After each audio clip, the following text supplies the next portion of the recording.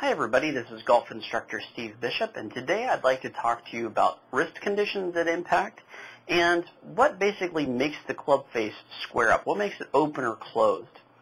Now, for a long time I've contended that in fact the opening and the closing of the club face has more to do with the left arm and with the left forearm, excuse me. And recently Brian Manzilla from brianmanzilla.com has put out a fantastic video describing basically his two components. Those two components are where you twist the club about itself, okay, what he calls twisting the club about itself, and also what he calls the left arm tumble, okay, or tumbling. And that's, if you imagine this wedge, if we drew a line from the club head to our left shoulder socket, we would get this triangle or wedge that appears. And essentially what he's trying to get is from, instead of facing it upwards like this, you eventually want it to face outwards a little bit, okay, and becomes a little bit more steep, okay. Now that steepness combined with rotating the club about itself like that squares up the club face. Absolutely a fantastic idea. I love it, and I wish I'd thought of it because I'm probably going to use it. It simplifies things greatly. There are a couple of people out there, though, that still think that the arching of the left wrist and the bending of the left wrist also has something to do with whether or not the club face is open or closed. Now, my contention, like I said, is that it's in fact the left forearm. And I just real quickly want to say the left forearm can change where it's faced by two different ways. You can turn it like this, like you're turning a doorknob, or you can actually rotate the whole arm like this, okay? And those two things, one of those two basically squares up the face. So you can have your elbow stuck here to your side and rotate like this with your from your elbow down, and you can close the club face. Or you can use your whole arm basically to shut that club face down.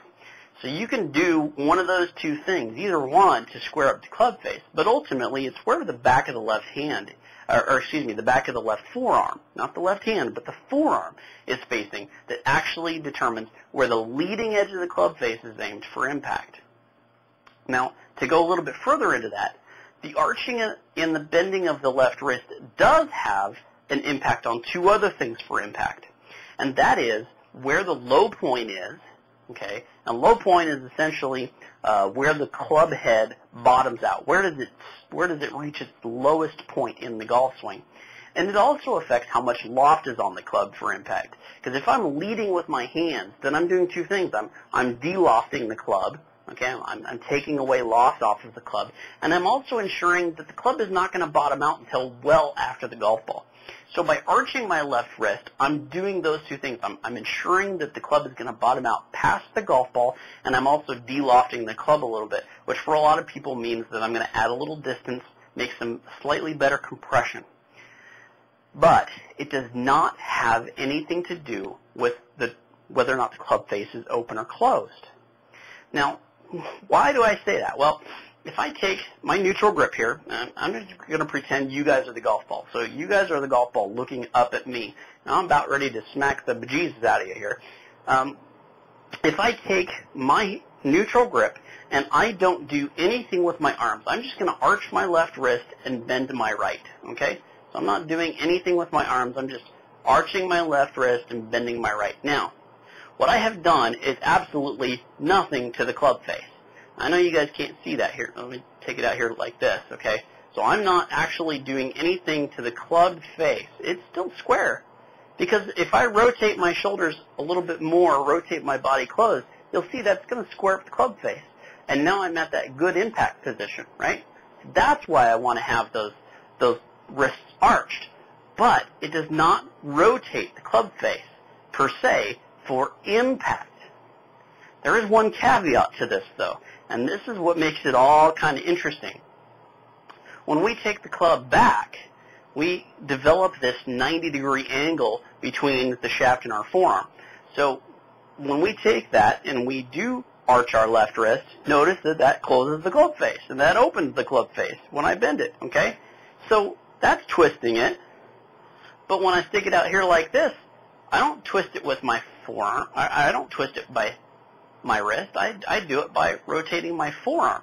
Okay? I'm turning this way to close and open the club face. Now, those two things seem to at complete odds with each other. But in fact, it all has to do with the fact that in one case, we still have not actually gotten this club out in front of us to the low point yet. We have not actually reached impact yet. And that's the key difference, is that when the club is out in front of you, then it's your forearms that make up where the club face is aimed. But when it's back here behind you, your wrist basically determines whether or not the club face is open or closed. So it makes this impression that when we're back here like this, when we're opening and closing the club face, that it has everything to do with the arching and the bending of the left wrist. But by the time that club gets to impact, it is actually where the back of the left forearm is facing that determines where the leading edge of the club face is aimed for impact.